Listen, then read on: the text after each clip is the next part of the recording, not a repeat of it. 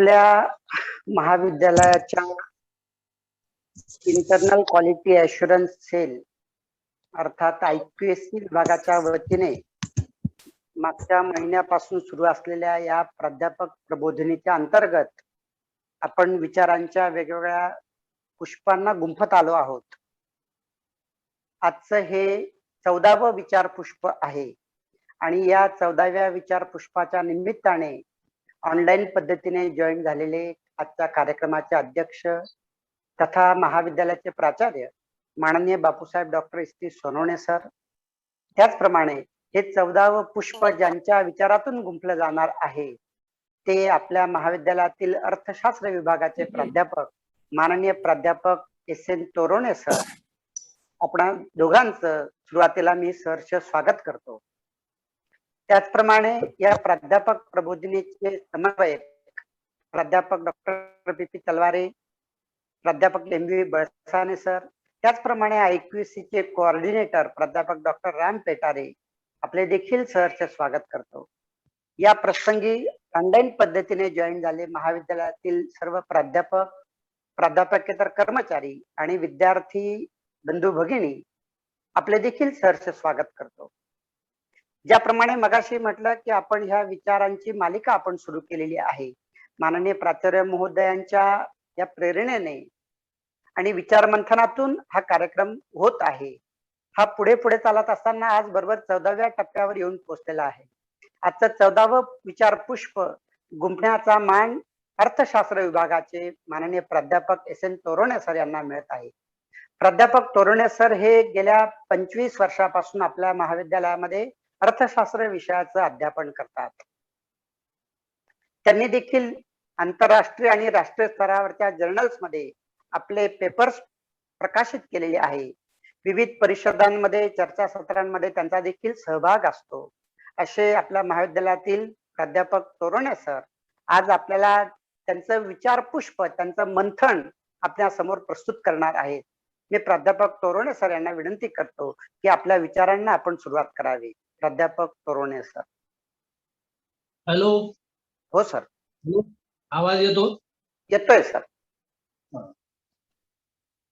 कर्मवीर आनंदराव माणिकराव पाटील आणि कैलासवासी अण्णासाहेब BNK पाटील वरिष्ठ महाविद्यालय पिंपळनेर आणि पिंपळनेर महाविद्यालयीन IQAC समितीच्या वतीने महाविद्यालयीन आयोजित प्राध्यापक प्रबोधिनीच्या आजच्या कार्यक्रमाचे अध्यक्ष आपल्या महाविद्यालयाचे प्राचार्य Bapusaheb doctor ST Sonawane sir आणि IQAC समितीचे कोऑर्डिनेटर डॉक्टर पेटारे सर व समितीचे प्रमुख डॉक्टर तलवारे सर, तसेच प्राध्यापक बळसाने सर, डॉक्टर खोडके सर व माझे ज्येष्ठ आणि समवयस्क प्राध्यापक मित्र व प्राध्यापकेतर मित्र मैत्रिणींनो, तसेच ऑनलाईन पद्धतीने जॉईन झालेले माझे विद्यार्थी मित्र आणि मैत्रिणींनो.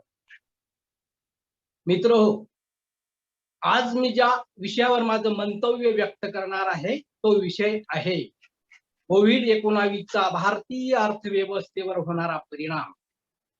मित्र हो, मी माझ्या या विषयाची मांडणी करण्या अगोदर मी या विषयाची बॅकग्राऊंड मांडू इच्छितो. आणि ती बॅकग्राऊंड मांडत असताना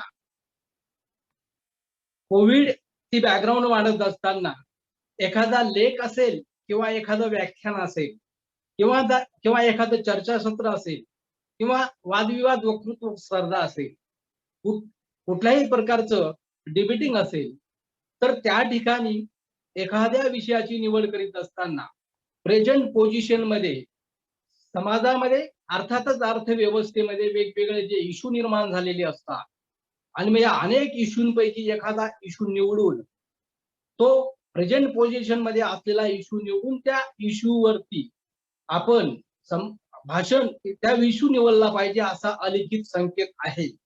अर्थातच COVID-19 या COVID-19ने भारतीय अर्थव्यवस्थेलाच काय तर जगाला तीव्रतेने चटके देत आहे आणि म्हणून मला हा विषय निवडावा असं वाटलं आणि या विषयाची निवड करून मी आज जो विषय मांडणार आहे तो विषय आहे कोविड-19चा भारतीय अर्थव्यवस्थेवरील परिणाम, अर्थात कोविड-19 इफेक्ट ऑन इंडियन इकॉनॉमी.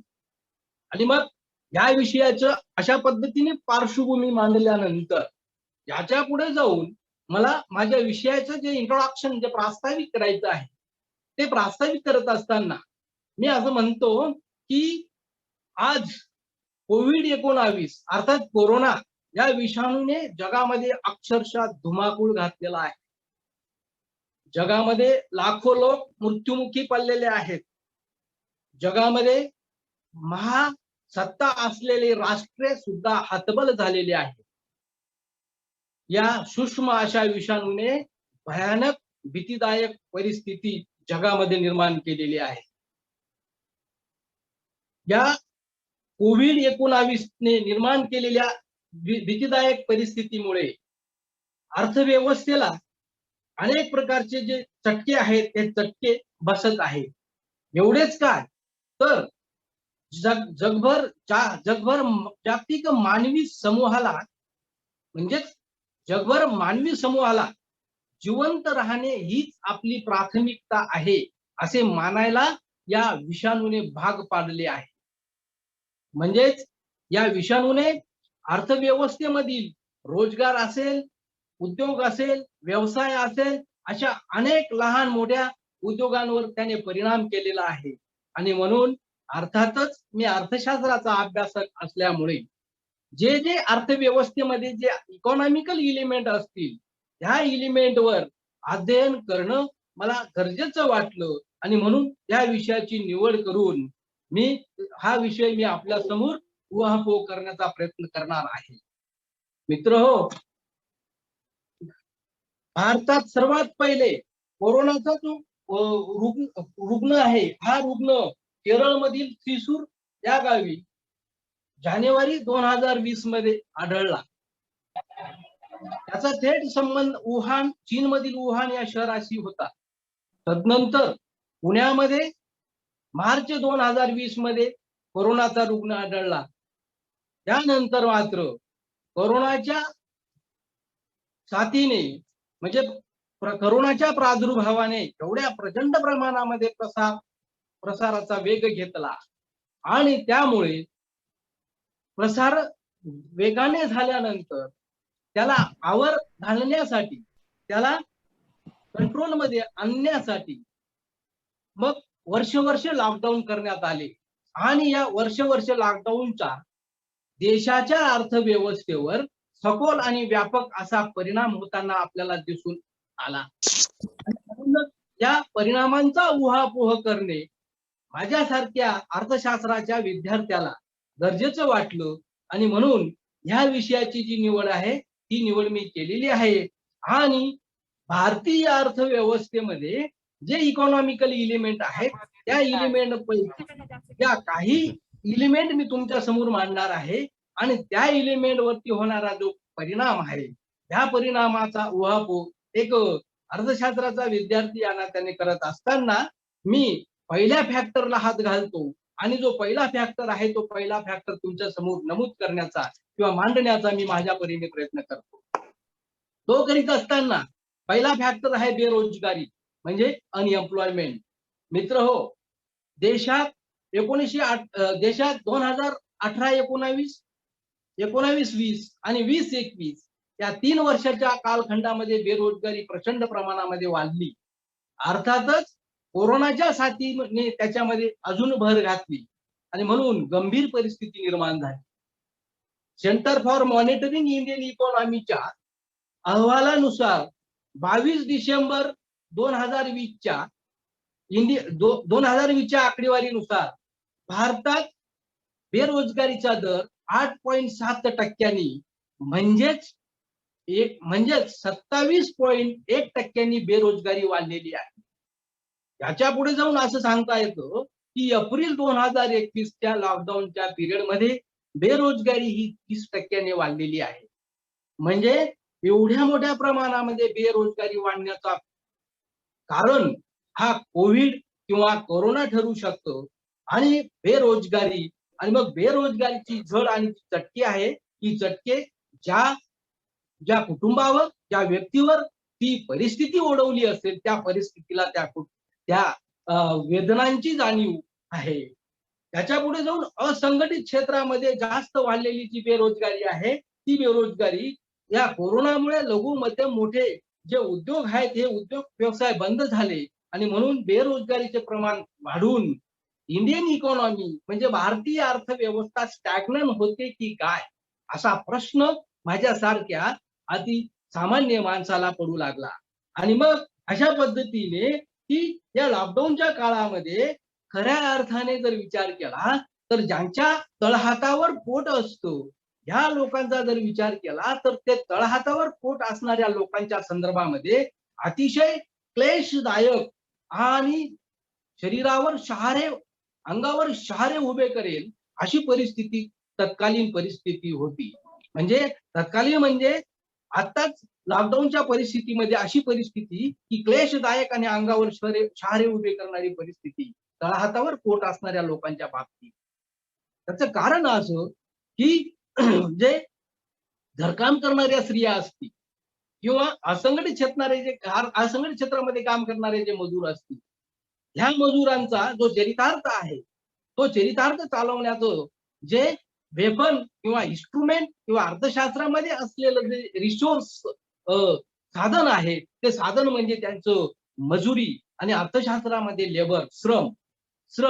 आणि मग हा श्रम, या श्रमालाच जर कधी त्यावेळेस मागणी आली नाही, परिणामी त्यांचा रोजगार बुडाला आणि रोजगार बुडाल्यामुळे त्यांच्यावरती परिस्थिती ओढवली, त्या परिस्थितीचं गांभीर्य अतिशय भयानक होतं. आणि भयानक म्हणजे त्याची शब्दामध्ये ते व्यक्त करणं सुद्धा कठीण आहे. अशा प्रकारचं ही परिस्थिती, क्लेशदायक परिस्थिती त्यांच्यावर ओढवली होती. अर्थात सरकारने सार्वजनिक वितरण व्यवस्थेच्या माध्यमातून मोफत धान्य देऊन या गरीब लोकांना सावरण्याचा प्रयत्न केलेला आहे आणि समाजाला उभे करण्याचं काम केलेलं आहे. हे मात्र आपल्याला या निमित्ताने गर्वाने सांगता येतं आणि ते आपण म्हणजे आपला सगळा समाज मान्य करू शकतो. अर्थव्यवस्थेमध्ये आपल्याला ते आपल्या उघड्या डोळ्याने पाहिलं ते आपल्याला दिसतं सुद्धा. आणि अशा पद्धतीने मी भारतीय अर्थव्यवस्थेवर COVID-19 या विषाणूच्या झालेल्या परिणामांमधील जे वेगवेगळे एलिमेंट जे आहेत, त्या एलिमेंट मध्ये पहिला एलिमेंट मी अशा पद्धतीने तुमच्या समोर मांडण्याचा प्रयत्न केला. याच्या पुढे जाऊन मी दुसऱ्या एलिमेंटला हात घालतो आणि जो दुसरा एलिमेंट आहे तो आहे विकास कामांना खीळ, म्हणजे गुंतवणुकीवर मर्यादा आल्या. मित्र हो, COVID-19च्या परिस्थितीमुळे जो निधी आहे, हा निधी या COVID-19 मुळे निर्माण झालेल्या परिस्थितीमुळे तो इकडे वळवण्यात आला आणि परिणाम असा झाला की 1970-80च्या दशकामध्ये जी भांडवली गुंतवणूक 33 ते 34% एवढी भांडवली गुंतवणूक केली जात होती, ती भांडवली गुंतवणूक ती भांडवली गुंतवणूक लॉकडाऊनच्या काळामध्ये 12% पर्यंत खाली आली. म्हणजे 33-34% कुठं आणि 12% कुठं, एवढ्या मोठ्या प्रमाणामध्ये जी निधीची गुंतवणूक करून जी आज गुंतवणूक केली तर भविष्य काळामध्ये विकासाची रचना, विकासाचा पाया, विकासाचा बेस तयार होतो. आणि मग अशा पद्धतीने या निधीच्या अभावी भांडवली गुंतवणुकीवर मर्यादा आल्या आणि म्हणून विकासाचे चक्र रुततं की काय, रुतले की काय असा प्रश्न पडतो. आणि मग व्यक्ती स्वहिताचा विचार करते, परंतु सरकार म्हणजे शासन समाज हिताचा विचार करत असते. परंतु अशा परिस्थितीमध्ये असं वाटतं की सरकारने समाज हिताला मुठमाती दिली की काय, असा प्रश्न निर्माण होतो. आणि मग या ठिकाणी असं असलं तरी आपल्याला एक म्हणता येतं, असं म्हणता येतं तर सर सलामत तर पगडी 50. आणि जर सर सलामत म्हणजे मानवी समुदाय जर जिवंत असला तर आपलं सर सलामत असलं तर पगडी 50, अशा प्रकारचे एक म्हण आहे. आणि असं आपल्याला म्हणावं लागतं, म्हणता येतं आणि ते मान्य करावं लागतं. मित्र हो, याच्या पुढे जाऊन जो तिसरा एलिमेंट आहे तो तिसरा एलिमेंट म्हणजे जो तिसरा फॅक्टर आहे, तो तिसरा फॅक्टर, त्या तिसऱ्या फॅक्टरला मी हात घालतो आणि तो तिसरा फॅक्टरला हात घालून तो तुमच्या समोर मी उलगडण्याचा माझ्या परीने प्रयत्न करतो. आणि तो तिसरा फॅक्टर आहे इफेक्ट ऑन एज्युकेशन सेक्टर, म्हणजे शैक्षणिक क्षेत्रावरील परिणाम. शैक्षणिक क्षेत्रावरील परिणाम मित्र हो, एका विचारवंताने असं म्हटलं आहे, एखाद्या देशाला संपवायचं असेल तर त्याच्याशी युद्ध करायची गरज नाही. त्या देशामधली शिक्षण व्यवस्था उद्ध्वस्त केली तर तो देश आपोआप नष्ट होत असतो. म्हणून आपल्या देशामध्ये या लॉकडाऊनच्या परिस्थितीमुळे लॉकडाऊनच्या परिस्थितीमुळे विद्यार्थ्यांचं कधी न भरून येणार एवढं नुकसान झालेलं आहे. लॉकडाऊनमुळे शैक्षणिक संस्था बंद ठेवण्यात आलेल्या आहेत. एवढंच काय, तर शिक्षण क्षेत्रामध्ये काम करणारी युनेस्को नावाची जी संस्था आहे, त्या युनेस्को नावाच्या संस्थेने जगामध्ये 188 देशात 188 देशामध्ये 154 कोटी विद्यार्थी घरी बसलेले आहेत. आणि मग भारताच्या विषया संदर्भात जर बोलायचं म्हटलं तर भारतामध्ये जवळपास 15 लाख शाळा बंद आहेत आणि 15 लाख शाळा बंद असून 26 कोटी विद्यार्थी व 89 लाख शिक्षक घरी बसले आहेत.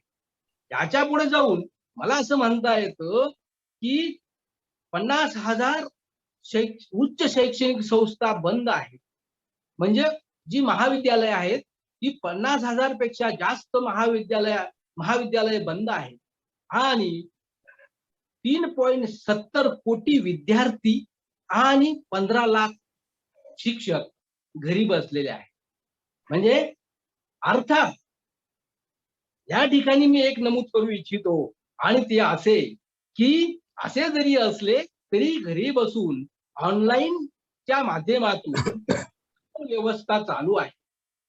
परंतु ऑनलाईनच्या माध्यमातून शिक्षण व्यवस्था चालू असतानाही जी परिस्थिती समोर विचारांचं आदान प्रदान होते आणि समोर जी विचारांची देवाणघेवाण होते त्यावर कुठेतरी मर्यादा येतात. आणि म्हणून जे ऑनलाईन शिक्षण पद्धती आहे, या ऑनलाईन शिक्षण पद्धतीमध्ये प्रत्येक शिक्षक आपापल्या परीने आपापले काम करीत आहेत, परंतु याला विद्यार्थ्यांचा फारसा प्रतिसाद नाही.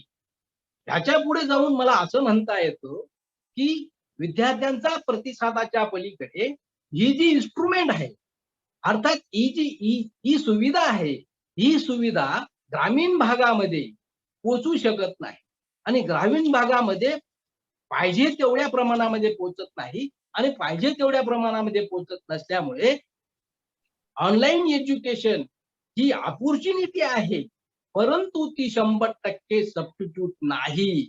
हे आपल्याला या निमित्ताने विचारात घेणे गरजेचे आहे.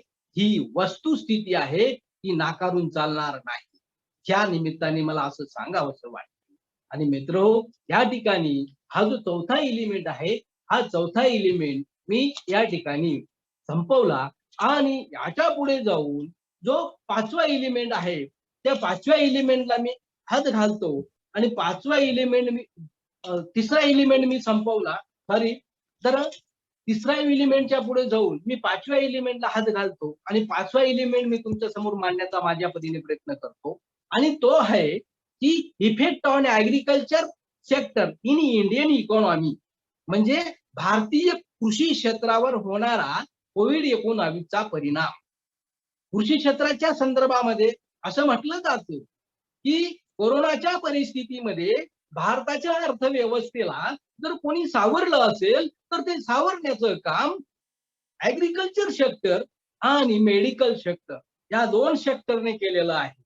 परंतु मित्र हो, वस्तुस्थिती समजून घेणं गरजेचं आहे आणि त्या अनुषंगाने कृषी क्षेत्रामध्ये या देशात कोविड-19 अगोदर शेती क्षेत्राचा जो आर्थिक वृद्धीतील वाढ होती, ती वाढ ही ती जी वाढ होती ती सरासरी 3.3 असून 2014-15 ते 19-20 या 6 वर्षामध्ये त्यामध्ये अनेक चढ उतार होताना आपल्याला दिसून येतात.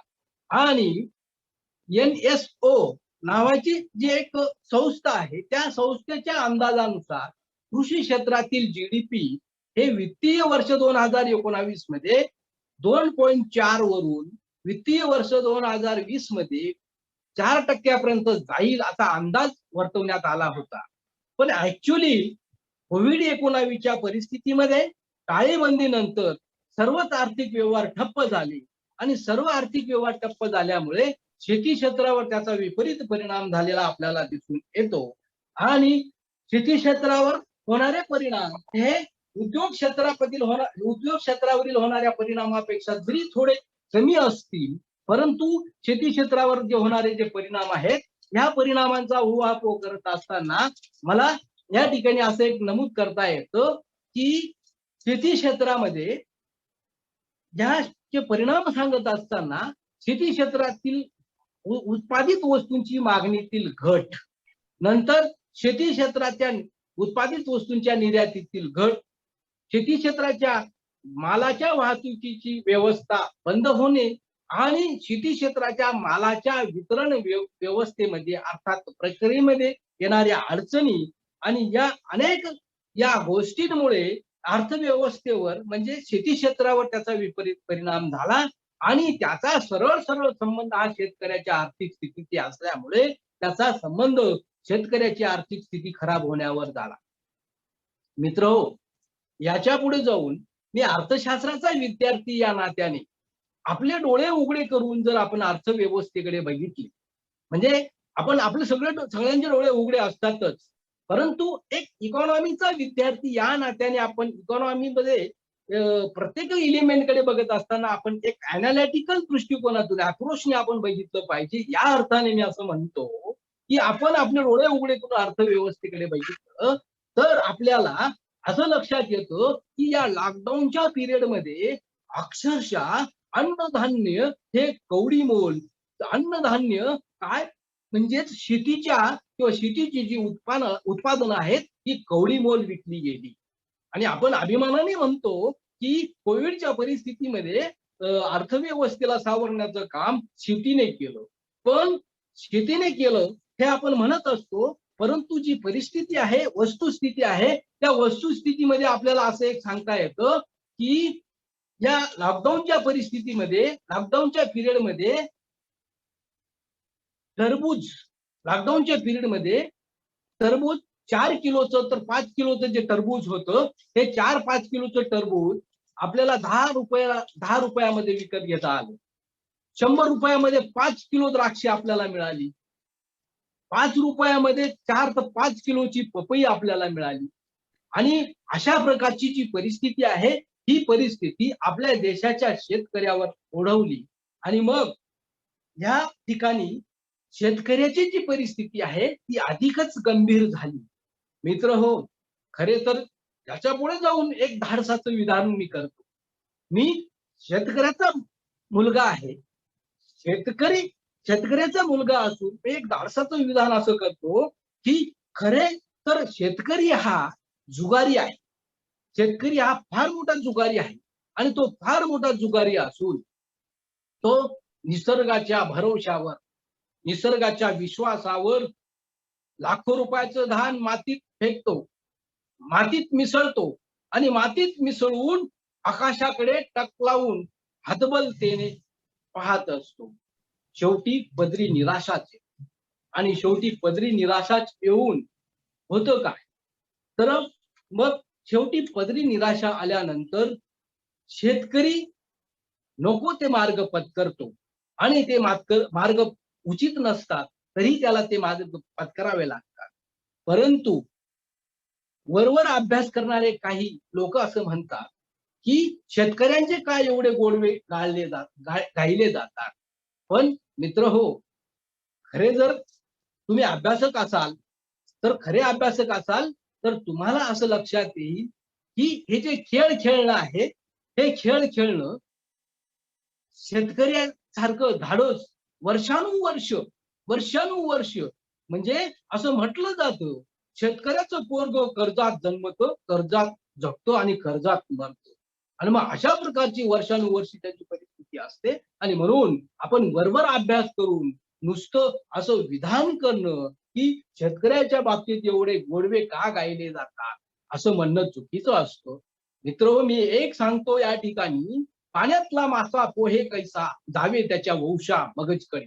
आपल्याला वाटतं आपण एखाद्या तळाच्या काठावर बसलो आणि काठावर बसून त्या माशांची गंमत बघत असलो, तेव्हा आपल्याला असं वाटतं की मासा काय सुंदर विहार करतो आहे. परंतु मित्र हो, ज्याच्या वेदना त्या त्यालाच माहीत असतात. त्या वेदना आपल्याला कळून घेण्यासाठी त्याच्या वंशात जावं लागतं, तेव्हा त्याच्या वेदना आपल्याला कळणार, त्याशिवाय आपल्याला कळणार नाही. याच्या पुढे जाऊन मी असं म्हणतो, दैनिक सकाळ ॲग्रोवनच्या एका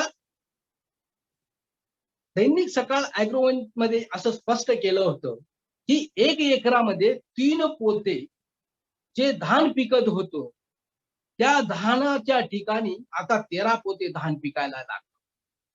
वस्तुस्थिती आहे, सत्य परिस्थिती आहे, शेतकऱ्याचा पोरगा आहे, मान्य करतो. जुने लोक सांगत होते 1 एकरामध्ये किती सुंदर शेती केली तरी आरची बाजरी म्हणजे जी गावरान बाजरी म्हणायची, ती गावरान बाजरी फक्त 3 पोते पिकायची. परंतु हरित क्रांतीनंतर जे सुधारित वाण, संकरित वाण शोधली गेली आणि या सुधारित आणि संकरित वाणामुळे काय झालं, तर उत्पादन क्षमतेमध्ये वाढ झाली. हे 100% वस्तुस्थिती आहे. ती वस्तुस्थिती 3 पोत्याच्या ठिकाणी 13 पोते धान पिकायला लागलं. परंतु मित्र हो, अन्नधान्याच्या किमती या फक्त 3 पटीने वाढल्या.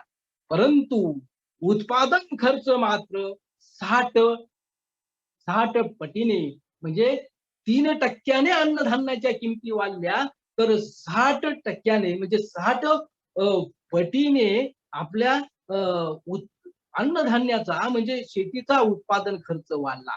आणि मग तुम्ही मला सांगा की कसा होईल हा शेतकरी सुजलाम सुफलाम. आणि म्हणून शेतकऱ्याचे जे प्रश्न आहेत, कोणत्याही शेतकऱ्याला असं वाटत नाही आपलं जीवन हे संपवलं पाहिजे. परंतु ही जी परिस्थिती आहे, ही परिस्थिती का निर्माण होते, तर ती परिस्थिती आपण त्या वस्तुस्थितीच्या मुळाशी जाऊन समजून घेणं गरजेचं आहे. मी चुकीच्या मार्गाचं समर्थन करणारा माणूस नाही, परंतु जी वस्तुस्थिती आहे ती समजून घेतली पाहिजे. आणि मग अशा रीतीने या ठिकाणी शेतकरी कसा सुजलाम सुफलाम होईल. आणि मग शरद जोशी सांगायचे, भीक नको आम्हाला हवे घामाचे दाम, भीक नको आम्हाला हवे घामाचे दाम, घामाचे दाम तुम्ही दिले पाहिजे. आणि मग कुठं आहे या, जरी उत्पादन खर्च आधारित किंमत ठरवली जात असेल, परंतु ती वास्तवतेने वस्तुस्थितीला धरून ठरवली जाते का, त्या ठिकाणी प्रश्नचिन्ह निर्माण होते. एसी मध्ये बसून ज्या लोकांना भुईमुंगाला शेंगा वरती लागतात का खालती लागतात हे माहित नाही, अशी लोक हे ऍग्रीकल्चर प्राइस पॉलिसीच्या संदर्भामध्ये डिसिजन मेकिंग मध्ये बसलेले असतात आणि ते डिसिजन घेत असतात. आणि मग कशा पद्धतीने शेतकऱ्यांना न्याय मिळेल हो. आणि ह्याच्या पुढे जाऊ मित्र हो, जो याच्या पुढे जाऊन जो 5वा मुद्दा आहे, म्हणजे 5वा एलिमेंट आहे.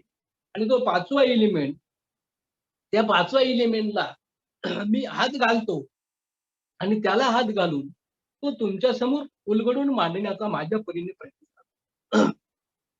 तो प्रयत्न करीत असताना तो एलिमेंट आहे effect on Indian economic development, म्हणजे भारताच्या आर्थिक विकासावर होणारा परिणाम.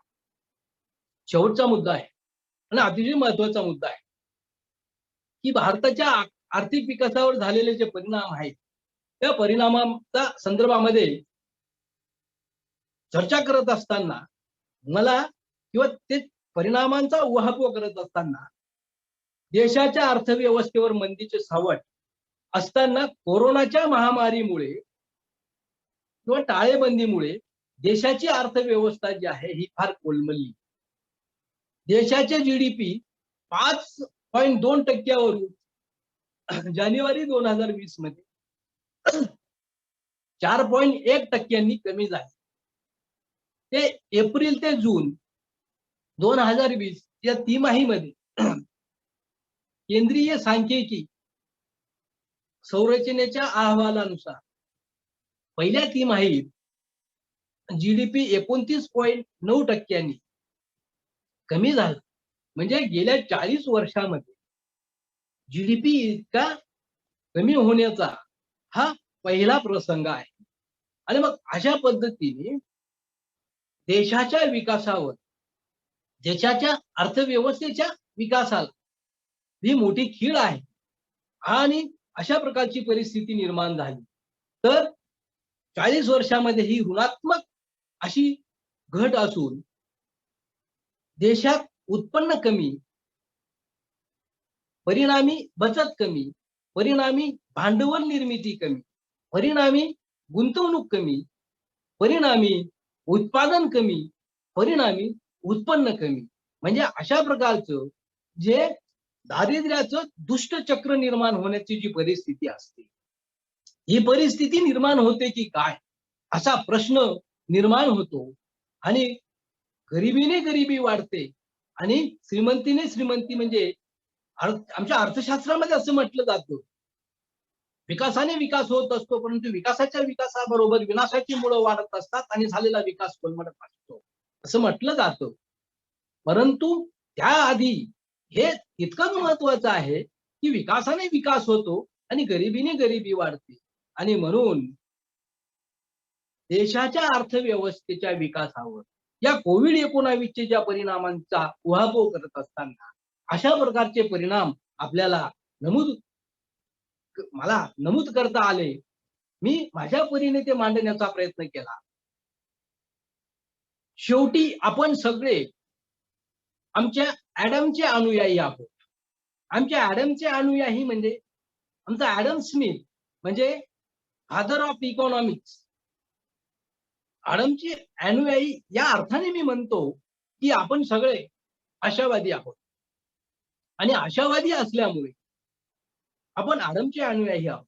आणि म्हणून आमचे ऍडम स्मिथ म्हणतात, प्रत्येक मनुष्य जन्माला आल्याबरोबर 3 हात घेऊन येतो. आपल्याला तर 2च हात आहेत, परंतु आमचे ऍडम स्मिथ म्हणतात प्रत्येक मनुष्य जन्माला आल्याबरोबर 3 हात घेऊन येत असतो.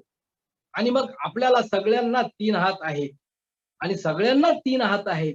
आणि या 3 हातामध्ये ऍडम स्मिथ म्हणतात तो तिसरा जो हात आहे तो इनविजिबल हँड आहे. इनविजिबल हँड म्हणजे अदृश्य हात. आणि तो अदृश्य हात म्हणजे स्वार्थ. तो स्वार्थ तुम्हा आम्हाला सगळ्यांना स्वार्थ आहे. आणि मग स्वार्थ आहे म्हणून आमचे ऍडम स्मिथ आशावादी होते.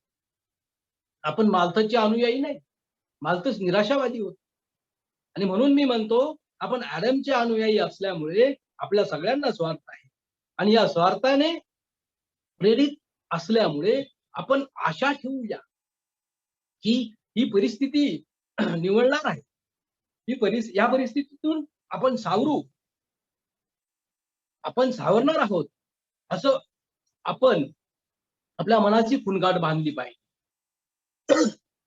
मित्रहो, अर्थव्यवस्थेमध्ये असलेले अनेक जे इकॉनॉमिकल एलिमेंट आहेत, या एलिमेंटवर कोविड-19 परिणाम आपल्याला झालेला दिसून येतो. त्यामध्ये आपण साधारणतः प्रामुख्याने जे मला 5 एलिमेंट विचारात घ्यावेसे वाटले ते 5 एलिमेंट मी तुमच्या समोर मांडले. आणि ते 5 एलिमेंट मांडल्यानंतर मी आता याच्या पुढे जाऊन मी एकच म्हणतो की जर आपल्याला या परिस्थितीतून वाचायचं असेल तर थोडक्यात एकच सांगतो, देशाच्या अर्थव्यवस्थेला कोविडच्या परिणामावर मात करून सावरायचे असेल तर केंद्र आणि राज्य सरकार यांच्यामध्ये परस्पर गुड कोऑर्डिनेशन असलं पाहिजे. तरी राज्यामध्ये वेगळ्या पक्षाचं सरकार असलं तरी सुद्धा कुतुमयमय न करता केंद्र आणि राज्यामध्ये गुड कोऑर्डिनेशन असलं पाहिजे. तेव्हा आपण या परिस्थितीमधून सावरू शकतो. ह्याच्या पुढे जाऊन मी असं म्हणतो की केंद्र सरकारने एक धोरण आखत असताना योग्य आणि नाविन्यपूर्ण व परिपूर्ण अशी धोरण आखली पाहिजे. आणि त्या धोरणामधून शेती असेल, उद्योग असेल, शैक्षणिक क्षेत्र असेल, बेरोजगारी असेल किंवा बेरोजगारी नियंत्रण असेल, विकास असेल, या सगळ्या संदर्भामध्ये या घटकांच्या बाबतीत उत्पादन असेल, निर्यात वाढ असेल, या सगळ्यांच्या बाबतीत लक्ष केंद्रित केलं पाहिजे. आणि लक्ष केंद्रित करून केंद्र सरकारने राज्य सरकारांना सोबत घेऊन सुसमायोजनाने जर चांगली धोरणं नियोजनपूर्वक योग्य धोरणं आखली तर या परिस्थितीवर आपण नक्कीच मात करू. अशा प्रकारचा आशावाद मी या निमित्ताने व्यक्त करतो.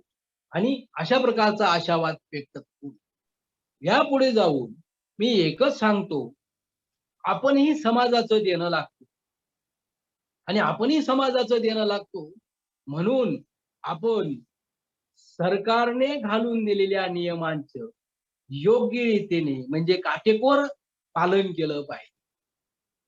काटेकोर पालन केलं तर आपण ही समाजाचं काहीतरी ऋण फेडलं असं त्याचा अर्थ होऊ शकतो. मित्रहो, जर का थोडीशी परिस्थिती दुरुस्त किंवा सुधारण्याचे संकेत आपल्याला दिसले तर आपण महाबळेश्वरला जाऊ किंवा पर्यटनाला जाऊ किंवा कुठं कुठं फिरू आणि कुठं कुठं नाही, लग्न समारोह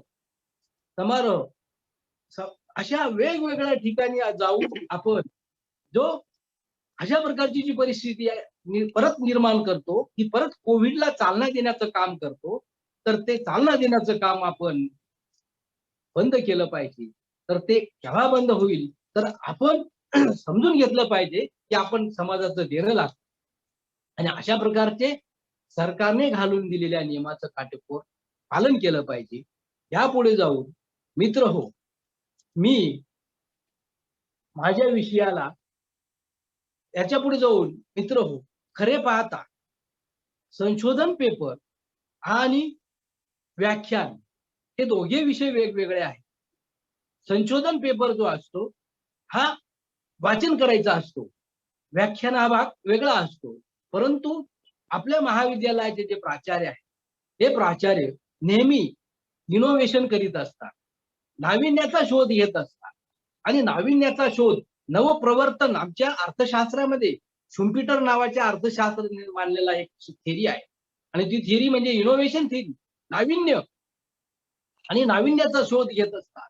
आणि ते नेहमी म्हणत असतात मी काम करीत असताना इतरांपेक्षा वेगळ्या पद्धतीने काम करीत असतो आणि मग इतरांपेक्षा वेगळ्या पद्धतीने काम करत असतो म्हणून त्यांच्या कामाची जी पावती असते ही पावती इतरांपेक्षा नक्कीच वेगळी असते.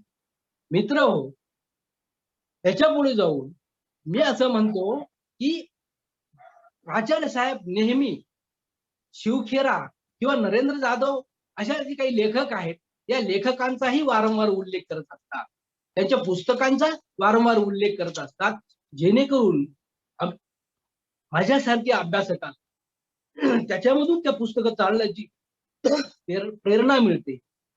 आणि मग अशा पद्धतीने जरी ते दोघं विषय वेगवेगळे असले तरी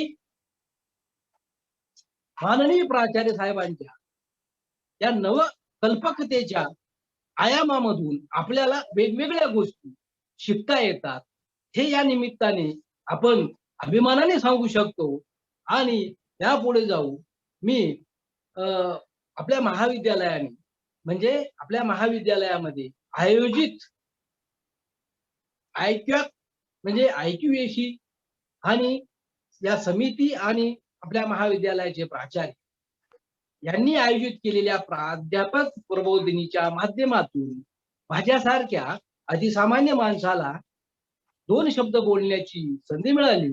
त्याबद्दल मी IQAC समितीचे कोऑर्डिनेटर म्हणजे सर्व समन्वयक आणि महाविद्यालयाचे प्राचार्य यांचे आभार मानतो. आणि जे प्राध्यापक बंधू भगिनी यांनी माझं शिक्षकेतर बंधू भगिनी यांनी माझे 2 विचार ऐकून घेतले, त्यांचेही आभार मानतो. आणि याच्या पुढे जाऊन ऑनलाईन पद्धतीने जॉइन झालेले जे विद्यार्थिनी असतील, त्यांचे सुद्धा आभार मानतो.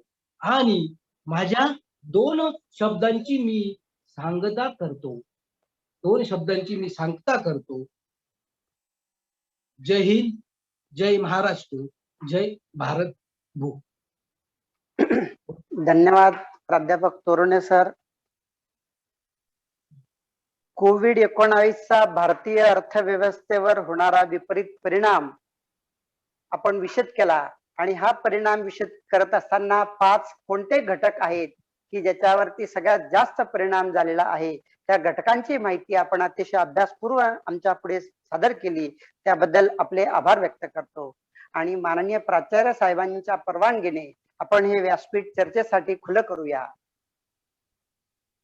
Hello sir. कुणाला प्रश्न विचारायचे सांगा ना. हॅलो सर्व कुणाला प्रश्न? प्राध्यापक बंधू, प्राध्यापकेतर कर्मचारी बंधू, विद्यार्थी मित्रांनो, आपल्याला काही प्रश्न असतील, काही चर्चा करायची असतील तर त्यासाठी हे व्यासपीठ खुलं आहे. विचारू शकता, चर्चा करूया.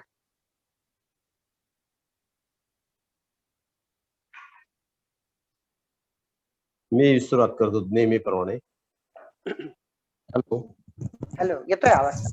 हॅलो हो येतोय. नेहमीप्रमाणे मी हो, बोला बोला सुरुवात सर. करतो. अत्यंत चांगल्या पद्धतीने आजच्या वर्तमान परिस्थितीवर निर्माण झालेल्या प्रश्नावर तोरणे सरांनी मत व्यक्त केलं. व्हिडिओ सुरू करा. अभ्यास करू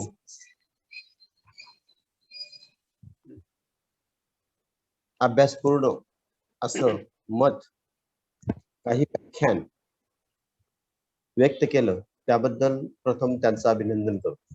थँक्यू. मी एक असा प्रश्न विचारतो. विचारा. समजा तुम्ही देशाचे केंद्राचे अर्थमंत्री आहात, त्याचबरोबर नियोजन मंडळाचे अध्यक्ष पण आहात, आर्थिक नियोजन मंडळाचे. हो. तर त्यावेळेस अर्थव्यवस्था, देशाची अर्थव्यवस्था पूर्णपणे स्टॉप झालेली आहे. बरोबर. आणि या अर्थव्यवस्थेला गती देण्यासाठी प्रथम तुम्ही काय पॉलिसी अडॉप्ट करणार, याच्यावर आपलं व्यक्तिगत मत मांडू शकतात, अगर मांडावे असं मला वाटतं. Thank you sir. तुम्ही विचारलेल्या प्रश्नाच्या संदर्भामध्ये उत्तर देत असताना प्रथम मी असं मत व्यक्त करतो की कुठलीही व्यवस्था 100% निर्दोष नसते आणि कुठलीही व्यवस्था 100% प्रश्न सोडू शकत नाही. परंतु मॅक्झिमम प्रॉब्लेम सॉल्व्ह झाले पाहिजे, किमान ही अपेक्षा असते.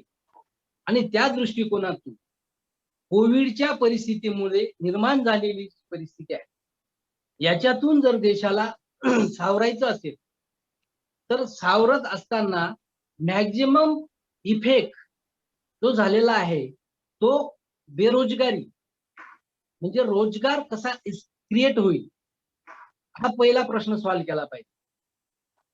कारण रोजगार मिळाला तर उत्पन्न मिळतं, उत्पन्न मिळालं तर मागणी वाढते, मागणी वाढली तर उत्पादन प्रेरणा मिळते, उत्पादन वाढतं, उत्पादन वाढलं परत विकासाचं जे चक्र आहे आपल्या अर्थशास्त्राच्या भाषेमध्ये, विकासाने विकास होतो आणि मग विकासाची वाटचाल सुरू होईल.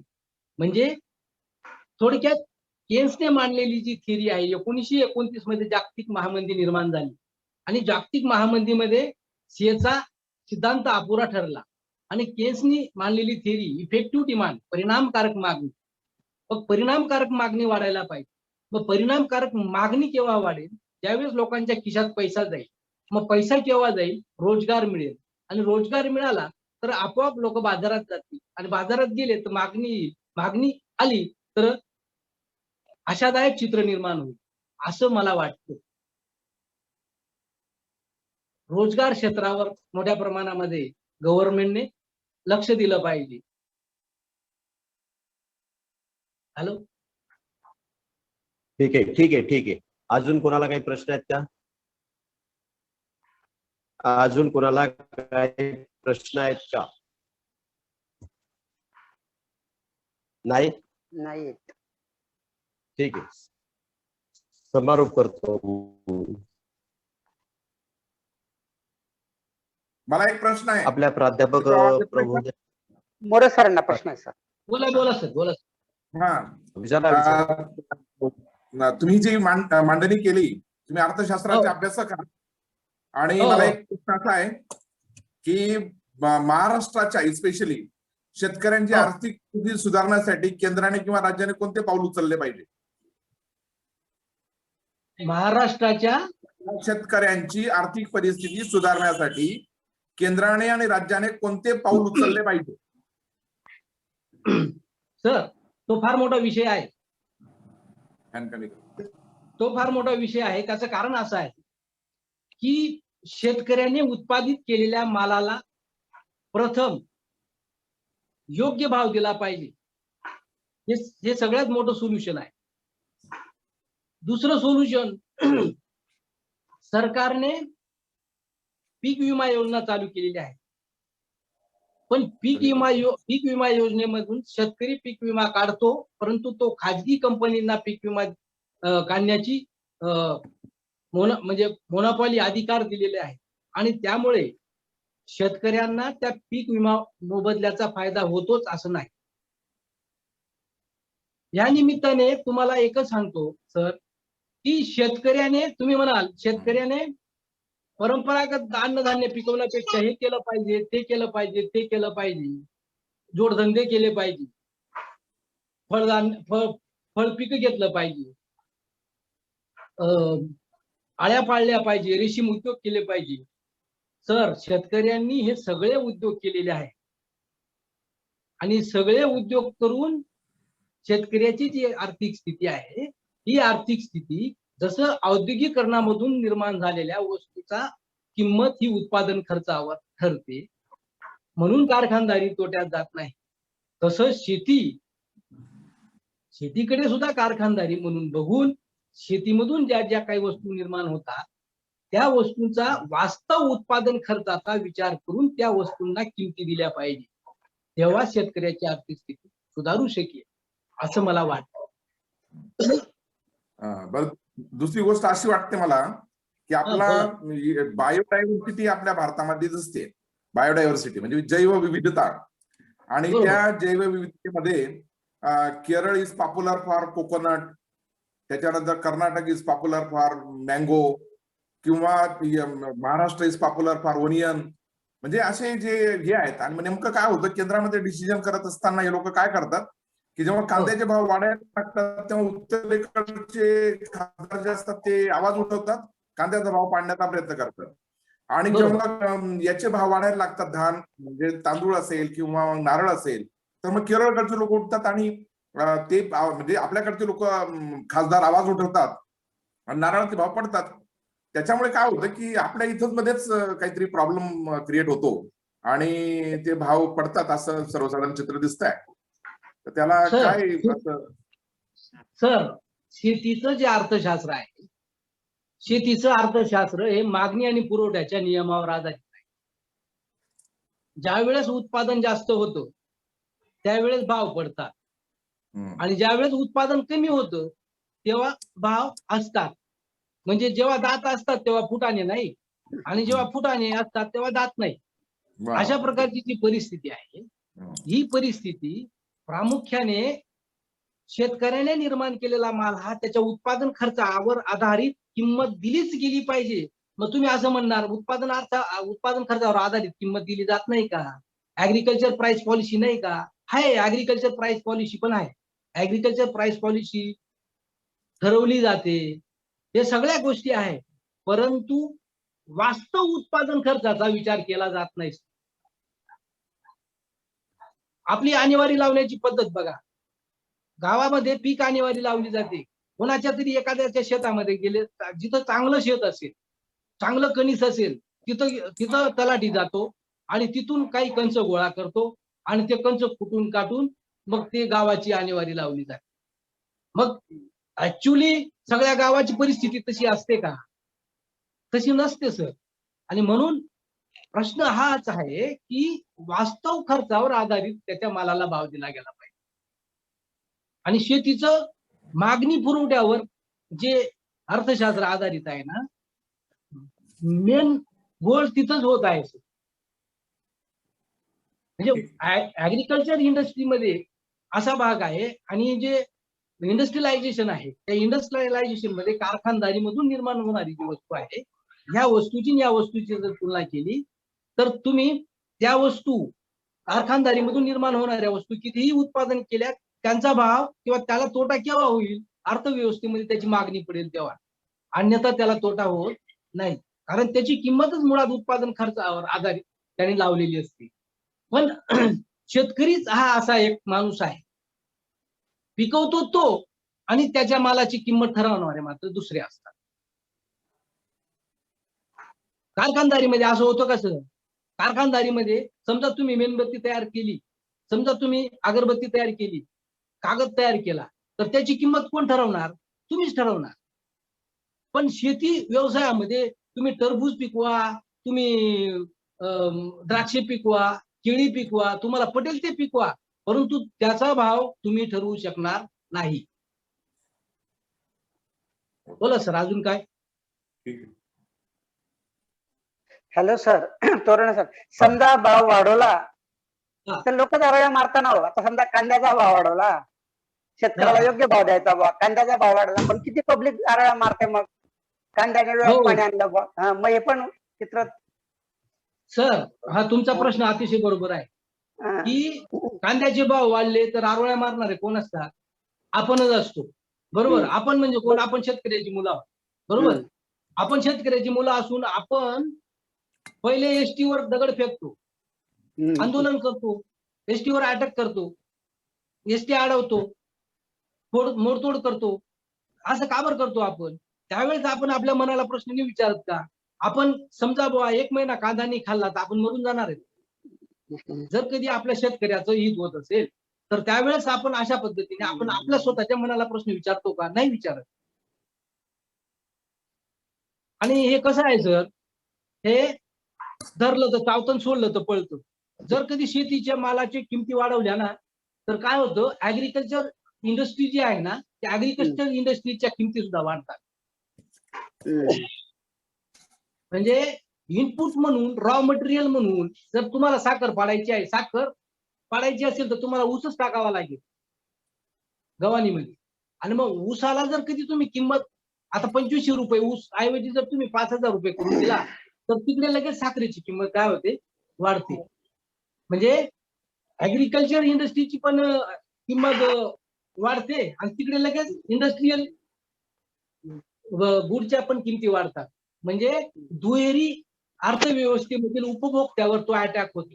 म्हणजे मग सरकारला इकडे शेतकऱ्याचा फायदा झाला पाहिजे हे पण विचार करावा लागतो आणि तिकडे उपभोक्त्याचाही फायदा झाला पाहिजे हे याचाही विचार करावा लागतो. म्हणजे ही तारेवरची कसरत आहे. डोंबाऱ्याचं पोरग जर तारेवर चालतं ना तर तारेवर चालत असताना बघणाऱ्याला वाटतं की हे खूप सुंदर आहे, परंतु त्या पोराचं सगळं लक्ष त्या डोंबाऱ्याने मारलेल्या ढोलकीवर, त्या थापेवर. म्हणजे ते वाटतं तेवढं सोपं नाही. इकडे सरकारला उपभोक्त्यांना पण सॅटिस्फाय करायचं असतं आणि इकडे शेतकऱ्याला सुद्धा सॅटिस्फाय. बरोबर. ठीक आहे. अजून काय? हॅलो. हा सर. हॅलो. हा येतोय. ठीक आहे.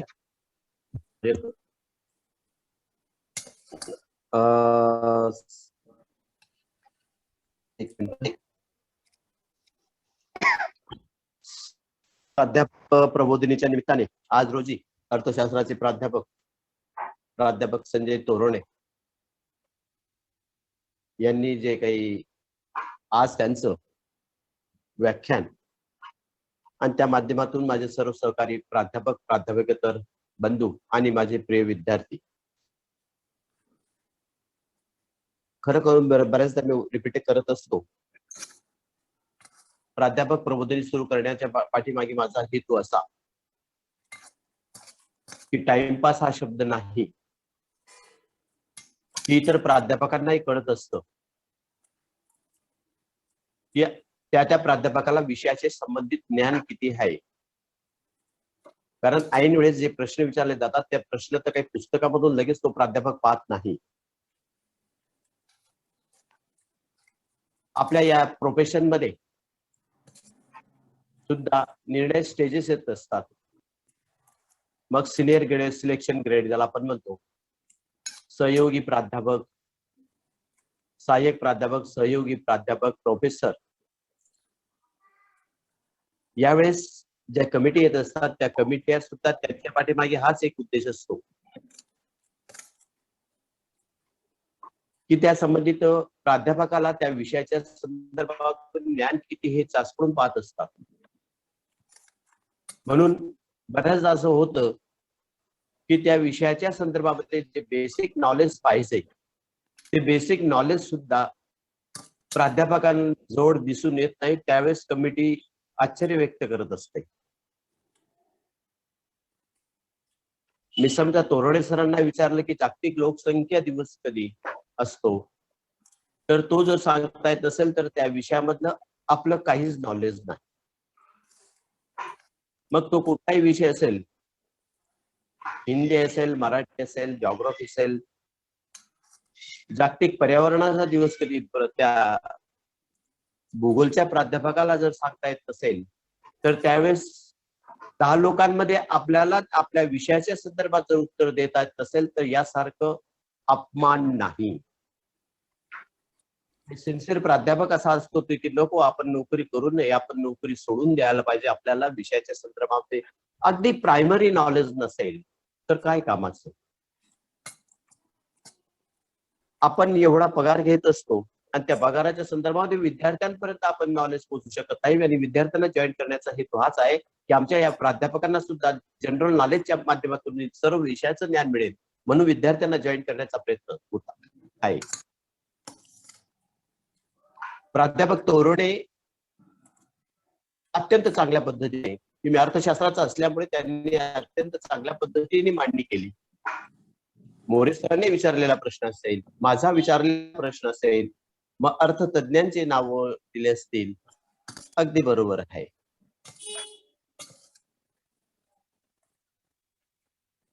म्हणून या ज्ञानामध्ये आपण स्पर्धा केली पाहिजे.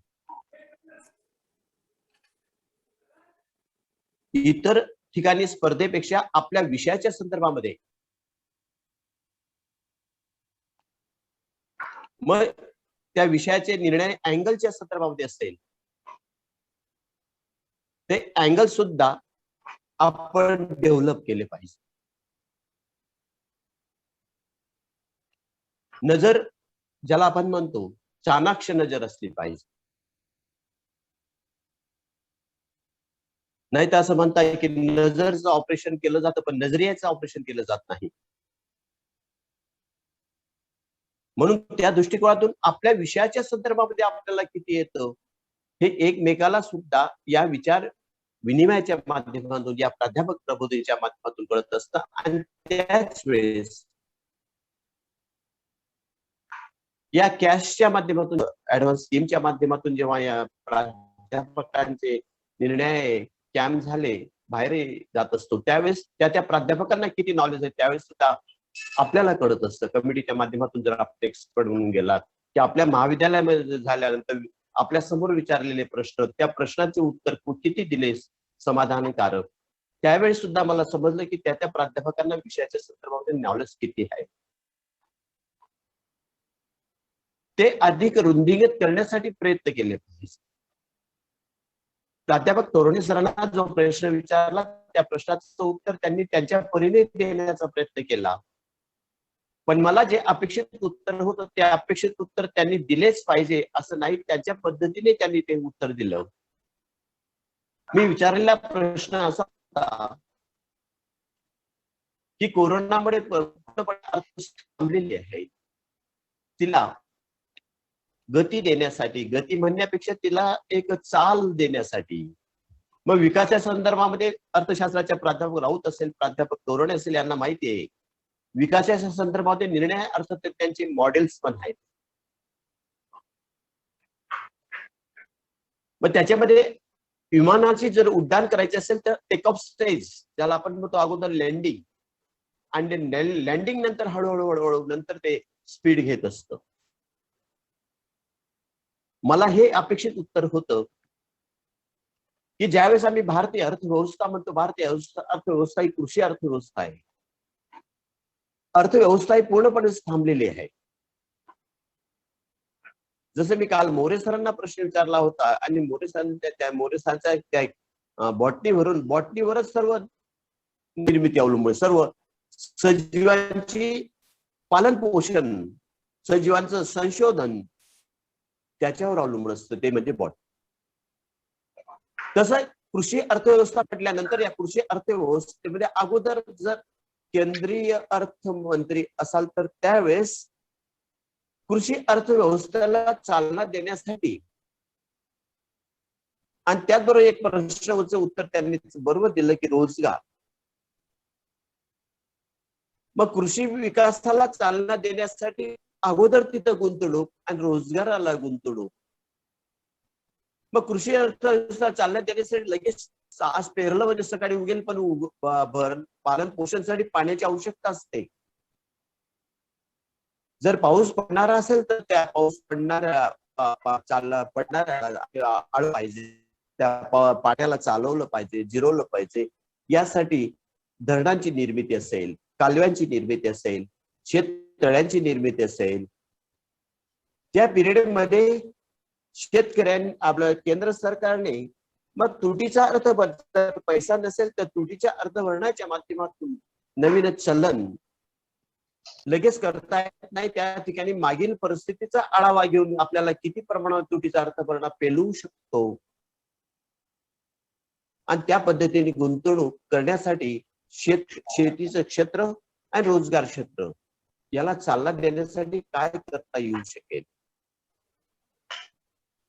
इफेक्टिव्ह मागणीच्या संदर्भामध्ये आपल्याला एकदम भांडवली गुंतवणूक, काही प्रोजेक्ट असे 20 वर्ष चालतात, ते प्रभावी मागणी एकदम वाढता येत नाही.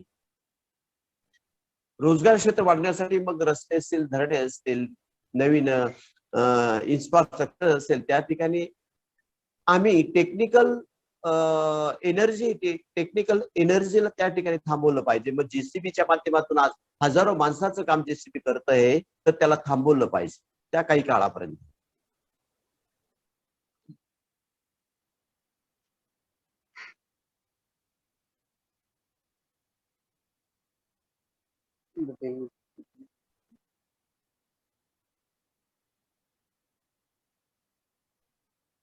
डिस्कनेक्ट होतो.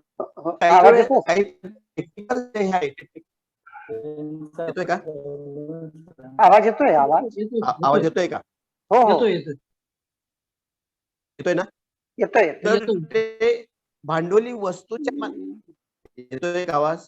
हो सर येतोय. Hello Khotke sir. येतोय. तर भांडवली वस्तूंच्या त्या ठिकाणी एनर्जी काही काळापर्यंत थांबवली पाहिजे आणि श्रमप्रधान तंत्राच्या माध्यमातून उत्पादनाला जोर दिला पाहिजे. मला मान्य आहे श्रमप्रधान भांडवली प्रधान तंत्राचा वेग कमी जास्त असतो असं मला वाटतं. म्हणून कृषी क्षेत्र आणि ते त्या ठिकाणी श्रमप्रधान तंत्राला जोर दिला पाहिजे. कारण आमची कोरोनामुळे अर्थव्यवस्था थांबलेली आहे, तिला चालना देण्यासाठी आम्ही काहीतरी करण्यासाठी या दोन गोष्टीवर जास्त जोर.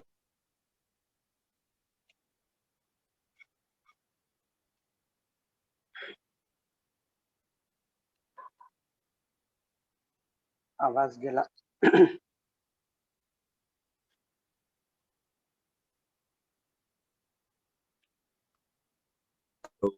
आवाज येतोय का?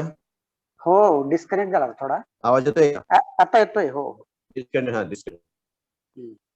त्यांनी मला वगैरे या सध्या काही मत व्यक्त सर त्याच्या पलीकडे मला सांगतो की माझं मत व्यक्त करण्यासाठी टॉलस्टॉय, एरिस्टॉटल यासारख्या लोकांची उदाहरणे मला त्या एक प्रेमपत्राच्या माध्यमातून दिलेले आहे. पण ज्यावेळेस टॉलस्टॉय, एरिस्टॉटल तुम्हाला आठवतो, पण त्या विषयाच्या संदर्भामध्ये ज्यांनी जे काही दिलं असेल, घेतलं असेल, त्याला त्या संदर्भामध्ये तो शेतकरी असेल, शेतीच्या संदर्भात नाव नाही पाहिजे शेतकऱ्यांनी दिले काही असेल. म्हणून मला जे वाटतं कारण मी ज्यावेळेस बोलत असतो त्यावेळेस चिंतन करत असतो आणि चिंतन करत असताना माझ्या पद्धतीने मत व्यक्त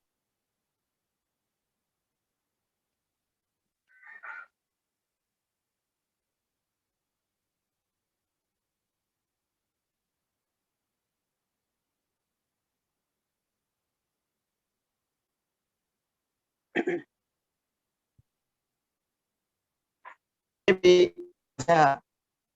त्याच्यामध्ये वाचनामध्ये जे असतं ते थोडंफार चूक बरोबर मांडण्याचा प्रयत्न करत असतो. मला जे वाटतं ते मी मत व्यक्त करत असतो. काहींना खोटं वाटत असेल, काहींना खरं वाटत असेल, तो त्यांचा अंडरस्टँडिंगचा, बुद्धीचा प्रश्न असतो. म्हणून माझे सर्व विद्यार्थी, त्या विद्यार्थ्यांना सुद्धा निर्णय विषयाचं ज्ञान पोचतं, हा माझा फार मोठा आनंद आहे. आणि माझ्या विद्यार्थ्यांनी सुद्धा पुढे डेव्हलप होण्यात या माध्यमातून प्रयत्न करावा. स्पर्धक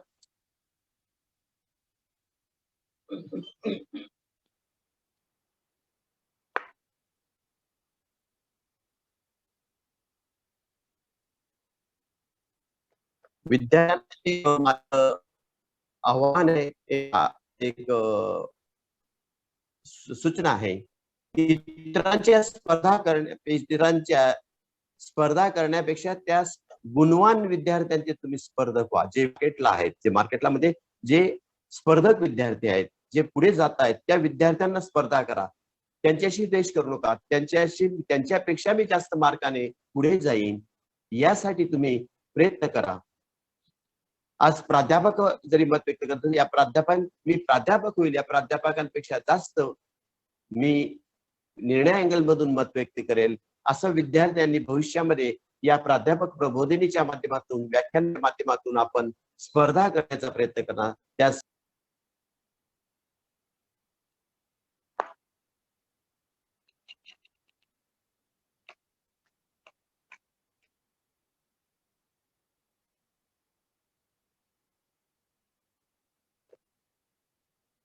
आवाज गेला. दुर्भाग्य होते. त्याच्या गुणांपेक्षा अधिक गुण मिळवण्याचा मी प्रयत्न करेल, पण त्याच्याशी ईर्ष्या करण्यापेक्षा त्याच्याशी स्पर्धक होईल एवढं आपण विद्यार्थ्यांनी संकल्प करावा आणि आपण वेगळ्या पोस्टवर, उच्च पदावर जावं या जनरल नॉलेजच्या माध्यमातून, असे मी आशा व्यक्त करतो. आणि मान्य ऐकून घेतलं, दररोज ऐकतात, प्राचार्य म्हणून माझं ऐकावंच लागेल, कारण खुर्चीला मान असतो, मला याची पण कल्पना आहे. मला नाही घाबरत, माझ्या खुर्चीला घाबरतात याची मला पूर्ण कल्पना आहे. मागे पण बोललोय, मी रिटायर झाल्यानंतर कोणी माझी गेलं तरच नमस्कार करणार नाही याची मला कल्पना आहे. पण मी माझ्या पद्धतीने प्रयत्न करत असतो आणि त्यासाठी आपण त्या खरे असो खोटी असो साथ देत असतात आणि नोट्स काढत असतात. नोट्स सुद्धा मी व्याख्यान केव्हा कोणाला कॉमेंट्स विचारेल यासाठी देत असतात. आणि एक दृष्टिकोन आपलं एक माझ्याकडून राहून गेलं, आता नाईलाज आहे.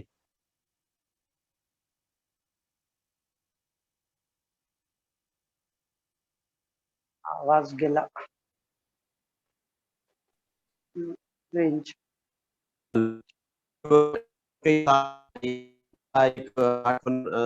राहिली नाही. मी अध्यक्षी सभा करून टाकला.